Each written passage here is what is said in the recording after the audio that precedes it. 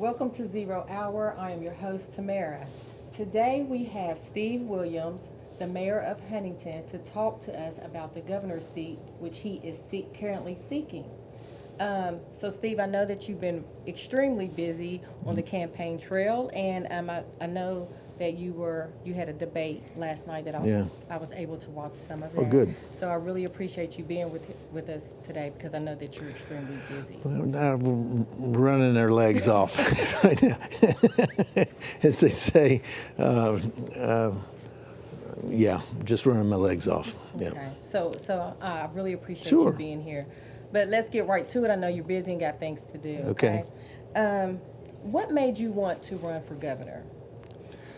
I'm motivated principally on what motivated me to become mayor of Huntington. I'll give you a little background story. A reporter came up to me in my first time that I was being elected mayor and said, "What if you lose?" And anybody who knows me knows I'm the most competitive person around, and it's just like, "Get behind me, Satan!" Don't even put those words in my mind. But I didn't respond that way, and it shocked me. And these words came out, and I hadn't really thought about them. But these words came out, and I said, "My mission isn't to be the mayor of Huntington. My mission is to see that my city is transformed, that we transform the region." And I heard that, and just honestly, I just think that was the Spirit speaking through me. And when I heard myself say that, I thought, all right, you're running for all the right reasons.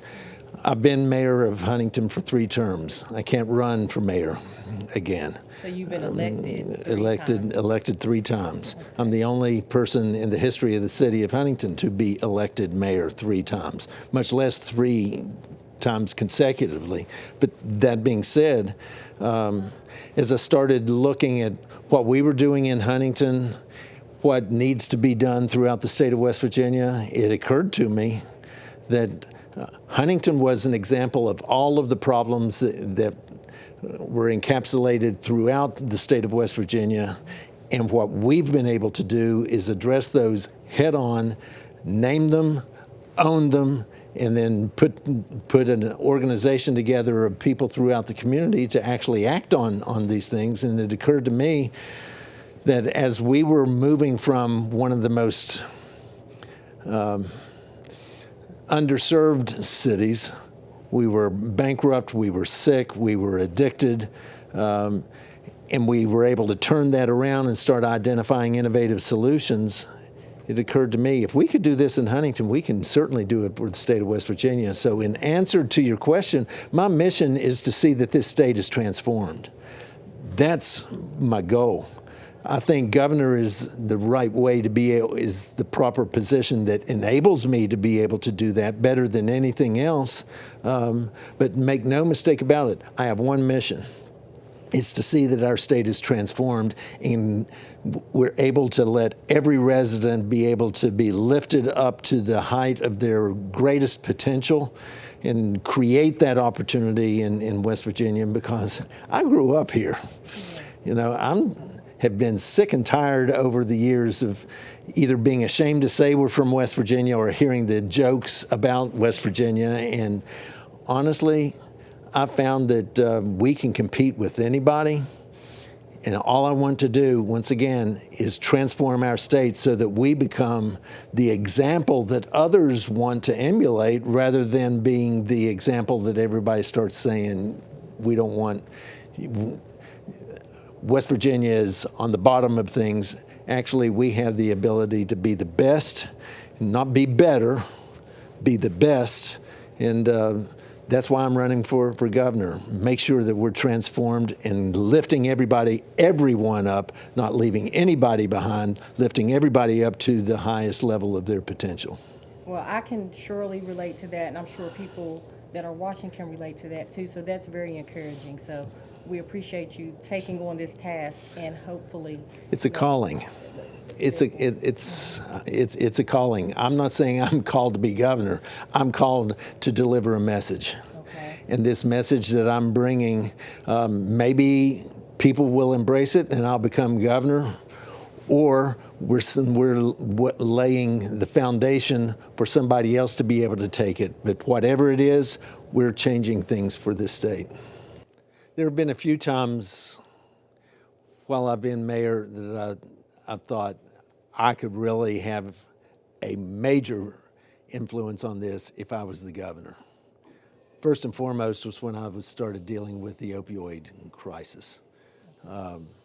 What I started seeing is a level of overdoses were going on through the roof. People were dying. I had people who were saying to me, I don't feel safe in the community, and I was trying to bring people together. We had individuals that were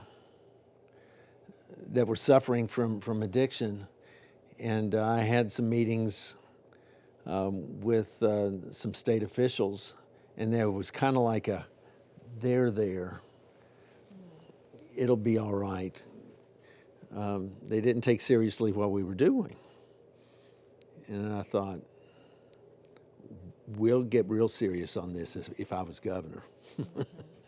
And after a while, they started figuring out that we knew what we were doing.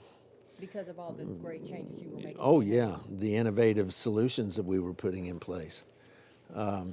Then there was another time when, and a lot of folks will remember this, when in 2016, when there was some heavy flooding in the eastern part of the state, but over in Huntington, there was flooding that was out in the county, and there's a watershed in the county we call Four Pole Creek.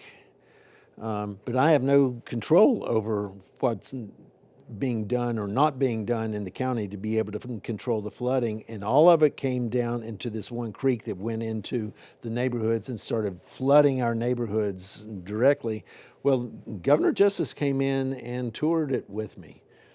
And at that point, we had 2 hours alone together in a truck to drive around and see what was being done.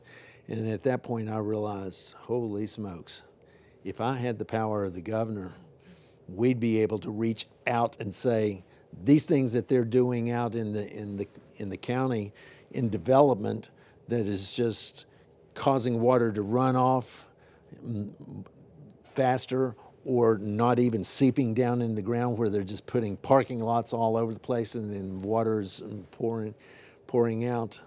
If I've given that opportunity, then I'd be able to come in and work with the local leaders to be able to get these things fixed and make decisions at the state level that would enable the local governments to be able to get things fixed. There have been a few times that it was very, very crystal clear to me. If I was the governor, we'd be able to do this. And frankly, in the back of my mind right now, if I'm governor, there are a lot of mayors, a lot of county commissioners who I know out there that we'll get together and we'll make some things work. Sounds great. So we hear a lot of people say, I'm going to call the governor's office when they have a complaint. I never really understood what that meant, so I'm so happy that I will get that question answered today. So does the governor's office take complaints, and what kind of complaints do they take? Well, I don't know what the complaints are. I can say, since I haven't been governor, I would expect that they get a complaint about, or the concerns about everything. But as mayor, people will say, well, we're just going to call the mayor's office. They would call about potholes, sidewalks. A governor, they'd be calling about education. They'd be talking about job opportunities or lack thereof. They'd be talking about clean rivers, clean water, making sure that they have access to clean water. And you just go on along those lines. They might even be calling the governor's office at our children are growing up and they don't have opportunities to be able to stay here. Please help us. The one thing that I found as mayor, and I think it translates to being governor as well, is that people need to know that there's someone who they can call, someone who represents them. Now, when you have 1.8 million people, everybody's not able to get hold of the governor, but they can certainly reach out there. But the key is that what you have to do is you have to show that people have access to you. You have to be visible. You have to listen. And more than anything else, you need to be asking, what can I do to help? Okay. And you said that you spent 3 terms. You spent 3 terms as mayor. Yeah. How many years is in a term for governor? 4 years for governor, and a governor can only run twice, be elected twice in 2 terms consecutively. Okay. There has been one governor who served 2 terms consecutively, left for 2 terms, and came back and got elected a 3rd time. Okay. And that was Governor Arch Moore. But nobody else has done that. So there's no cap on terms? No cap on terms. Okay. See, in Huntington, there's a cap on the number of terms someone can win, 3 terms in a row.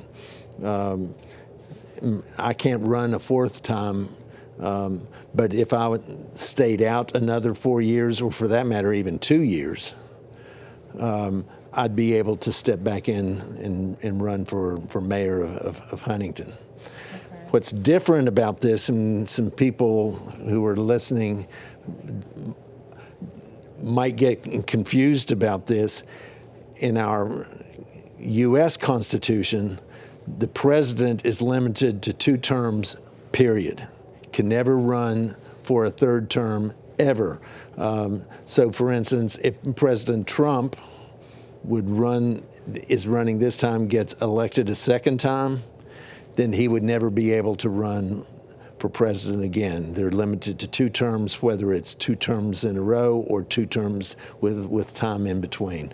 Okay. And yesterday we had the pleasure of talking to Delegate Hollis Lewis. And what a guy. What a guy. He explained to us how bills are passed through the legislature. So what influence does the governor have when they receive the bills that were passed through the legislature? I was in the legislature for 8 years.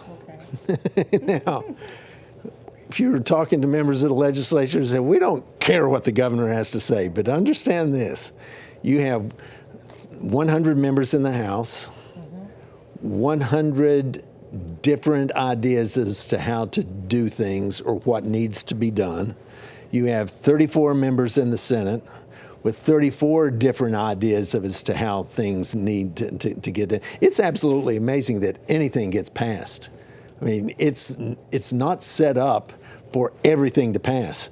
I mean, they have so many different committees that they go through. Each committee has 20 in the House, has 25 people in the Senate. Each committee has 17 in their committee.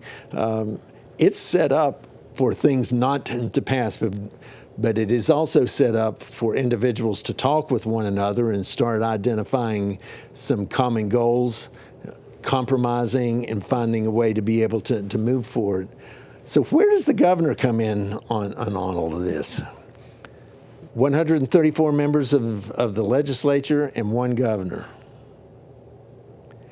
There's only 1 governor. They've got to get it past him or her. The governor has such power, such influence. All of these members of the legislature have things that they're wanting to do, and they need the governor to be able to help. So I would be saying to them and say, all right, how important is this to you? These are some priorities that I have. If you will help me on mine, I'll help you on yours.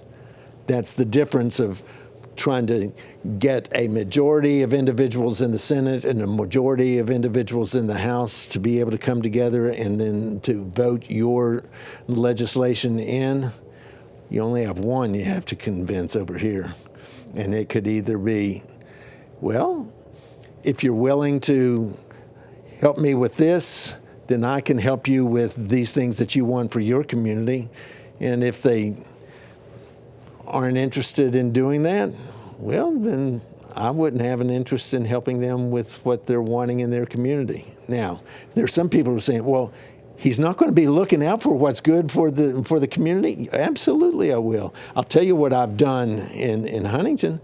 There was a council member that was giving me a hard time on some stuff. And he had some streets that wanted to be paved. I didn't accept a single one of those streets that he wanted to be paved, but there were an equal number of streets that were being paved that he didn't mention. I thought, all right, if you can't work with me, I'm not going to work with you, but I'm not going to penalize the people in his district, but I'm sure not going to give him the ability to be able to say, look what I've done, when he wouldn't communicate with me. So how do you maneuver through situations like that? Just like that, you have that conversation. You had that conversation with him? Oh, yeah. Okay. You know. So you all came to an Well, agreement? no, we didn't come to an agreement. He was causing trouble for me.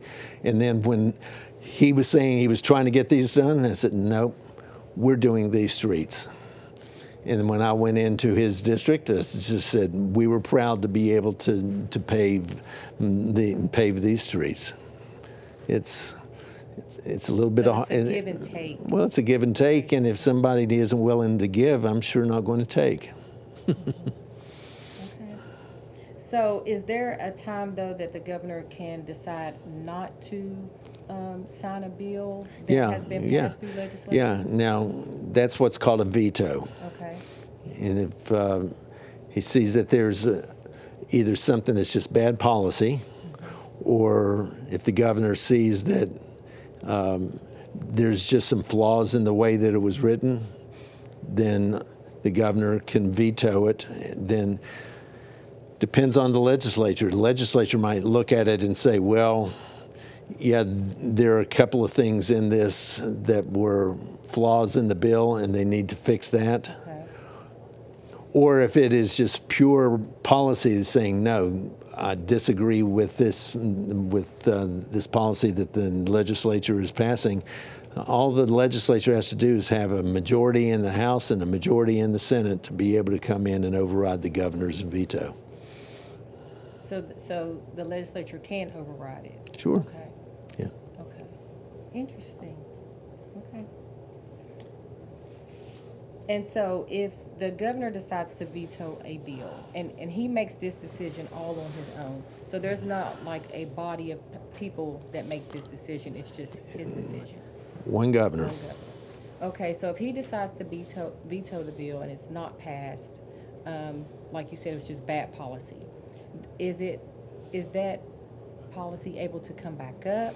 Well, it depends on the legislature. They might either just have seen the light and realized that the governor was right and they don't bring it back up, or if they're really determined to do it, they might come in and either pass it exactly as it was before and push it through again, or make some minor adjustments. They can introduce something as many times as they want.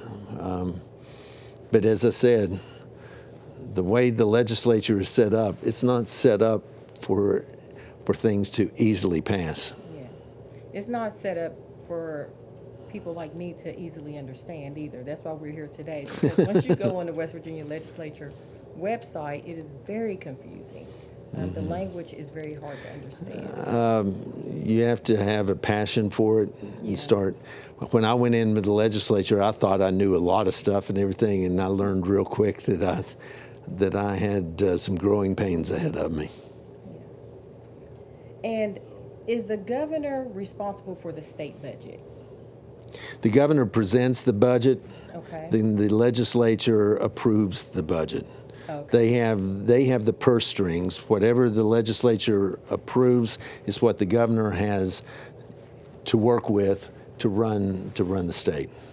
So when the state's budget is formulated, is that 100% the governor? It's the governor presents the budget. Okay. That's usually presented during the what they call the State of the State message that the governor provides, and he comes in and gives a speech about these are the administration's priorities, and he will hand a budget to the Senate President and to the Speaker of the House, and this is the government's proposed budget for the coming year.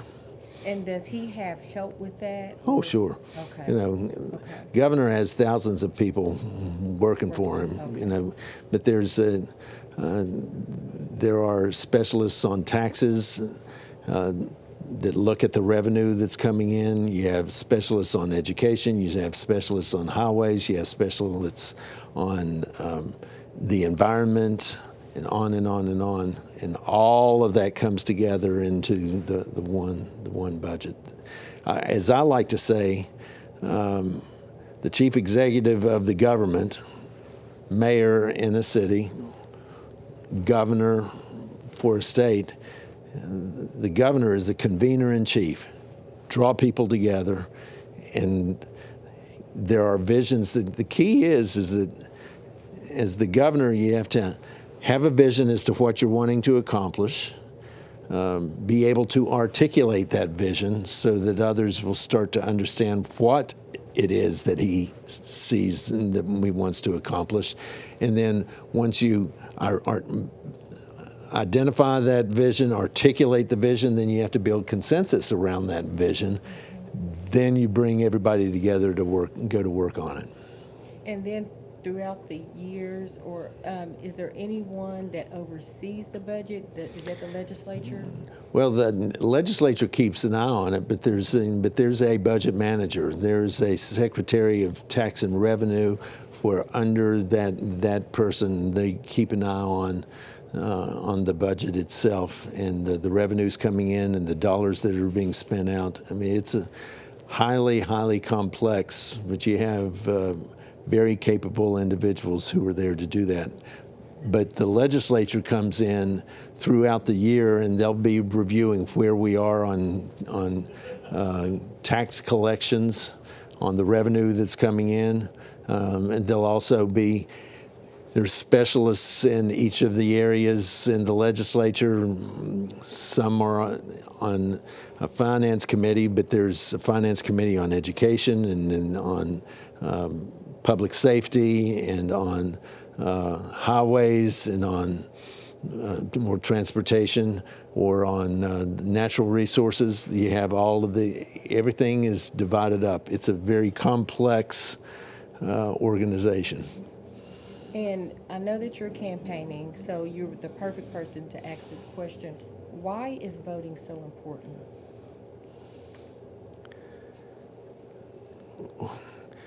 Well, if you don't vote, you have no right to complain. You know, I want you to look at that camera and you tell people. If you don't go vote, then just zip it. You have no right to be able to go say anything. Oh, yes, in this nation you have a First Amendment right to say whatever you want, but you have no standing. If you vote, then you have the ability to go to the elected officials, and you have actually helped choose who the elected officials are. But as I see it, if you don't vote, zip it. Thank you so much. This has been very enlightening. So I really appreciate you coming today. Thanks. And talking to us. Thank you. We appreciate it. And good luck on the campaign trail. This time next week, it's over with. Thank you so much. Okay.